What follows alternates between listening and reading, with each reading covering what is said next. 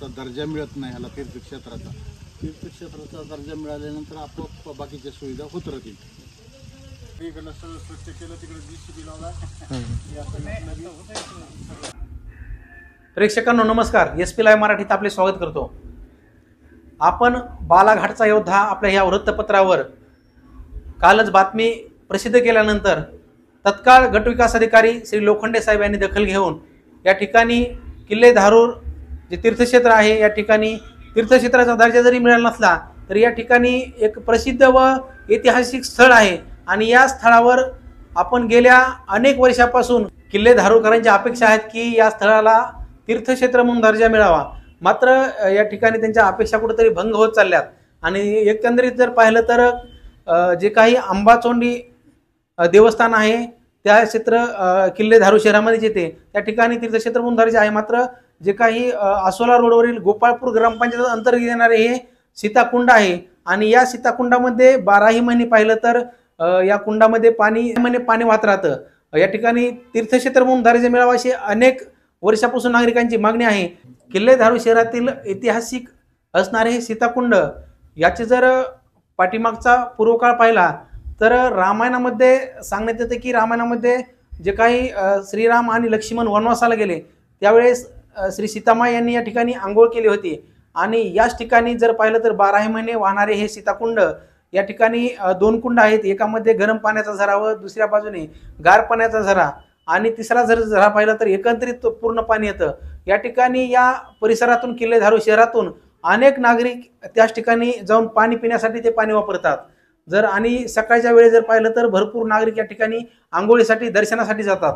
12ही महिने या ठिकाणी भरपूर गर्दी पाहायला मिळते. खास करून या ठिकाणी श्रावण महिन्यामध्ये व रामनवमीला मोठ्या प्रमाणात भाविक त्या ठिकाणी दाखल होतात.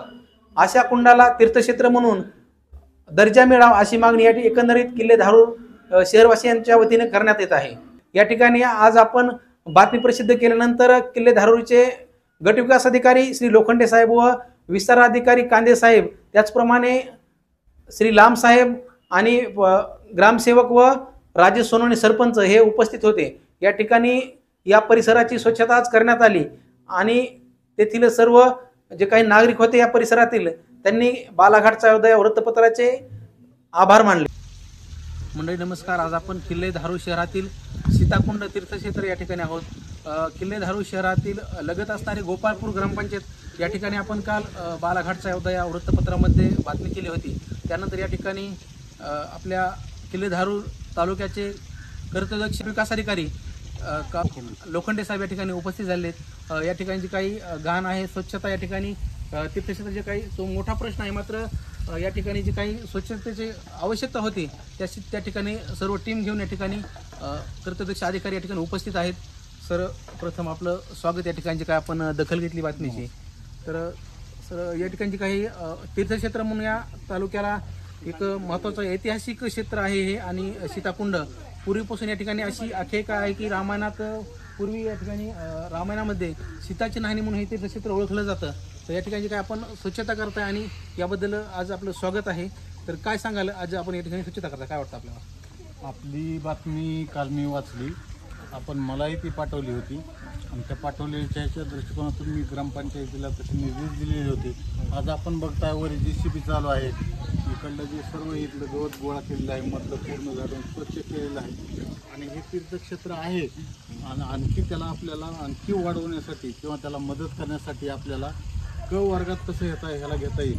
आता मी सरपंचाला सांगितलेलं आहे की हे प्रपत्र भरून द्या, आपण त्याला जिल्हा वार्षिक योजनेमधून क वर्गात घेण्याबाबत आपण ह्याला प्रयत्न करू आणि क वर्गात जर घेतलं तर तो भरघोस निधी आपल्याला उपलब्ध होईल, जेणेकरून आपल्याला हा आंघोळीसाठी जो घाट बांधायचा किंवा जे आपल्याला बसण्याची किंवा ह्याची आणखी आपल्याला इथे एक शौचालयाची एक व्यवस्था करायची आहे, तर त्यासाठी आपण एक तेही करू. आणि तुम्ही जी काल म्हणले होते की इथं आहे किंवा दुर्लक्षितच असं हे इकडलं बाजूला एका दरीमध्ये हे कुंड आहे आणि त्याची दखल तुम्ही घेतली, तुम्ही घेतल्यामुळं आम्हाला ती कळालं आणि आम्ही तत्पर इथं सगळे आमची टीम घेऊन इथं आज आलोत. आणि आपण आता बघताय वर जे सर्व झुडपं फिडपं वाढलेली होते ती सर्व आपण JCBनं काढायला लागलेलो आहोत. आज ती करून सगळं स्वच्छ करून आमचा पुन्हा ह्याच्या पुढं आणखीन जाऊन आम्हाला काही फुलझाडं लावता येतील का, काही सुशोभीकरण करता येईल का हे बघतो. कारण इथं सध्या खडक आहे सगळा. त्या खडकावर आपल्याला माती आणून टाकावं लागेल. आणि आता मी ग्रामपंचायतीला सरपंचाला आणि ग्रामसभाला दोघांनाही बोललेलो आहे की कमीत कमी आपल्याला थोडेसे फुलझाडं जे आपल्याला इथं टिकाऊ राहतील, कनेरी आहे समजा, चाफा आहे, अशा प्रकारचे झाडं इथं लावून थोडं सुशोभित करण्याचा प्रयत्न करू. जोपर्यंत आपल्याला त्याचा दर्जा मिळत नाही ह्याला तीर्थक्षेत्राचा दर्जा मिळाल्यानंतर आपोआप बाकीच्या सुविधा होत राहतील.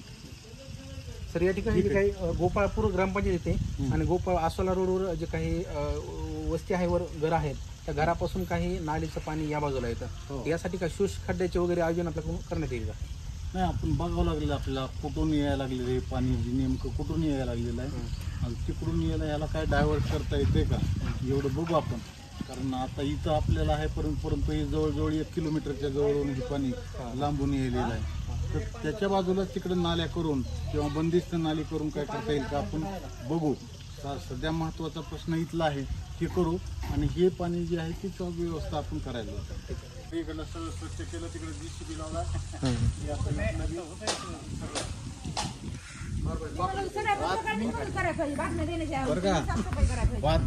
ऐका ना, हे स्वच्छता केली ना इथली, इथे जे नागरिक आहेत सकाळी आंघोळीला वगैरे त्यांनी स्वच्छता केली इथली सगळी इथली. हा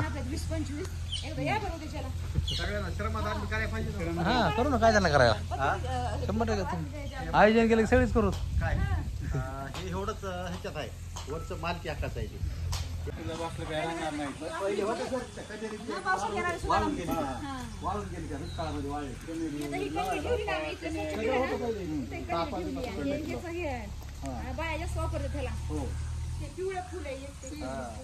घेऊ लावून आता हे सगळं काढून घेऊ ना.